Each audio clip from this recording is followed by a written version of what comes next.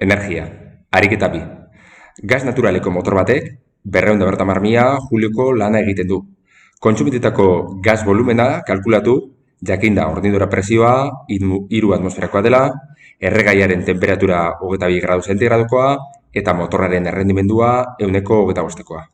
Gas naturalaren bero ahalmena baldintza normaletan 8.540 kilokaloria metro kubiko atmosfera da. Gasen kasuan eta baldintza normalak ez direnean, hau da, presioa atmosfera bat eta temperatura 273 gradu Kelvin ez direnean, hurrengo formula erabili behar dugu bero ahalmena kalkulatzeko. PC berdin PCN bider P bider 273 zati 273 geite. Kasu honetan, PC bero ahalmena izan da, hornidura presioan, PCN bero ahalmena baina baldintza normaletan, P hornidura presioa eta T hornidura presioan gasaren temperatura. Unitateak hemen ikus ditzakezue.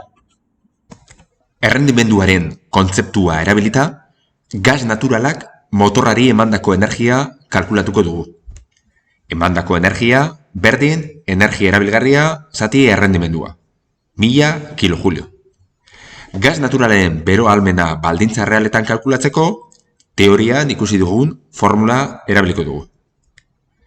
Kasu honetan, bero ahalmena baldintza normaletan, datua da, kilokaloria zati metro kubiko atmosfera, presioa ere datua da, atmosferekin badoa, eta gradu kelvinekin badoaz.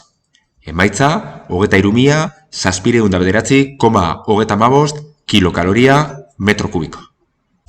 Gasen kasuan, emandako energia berdin volumena bider bero ahalmena.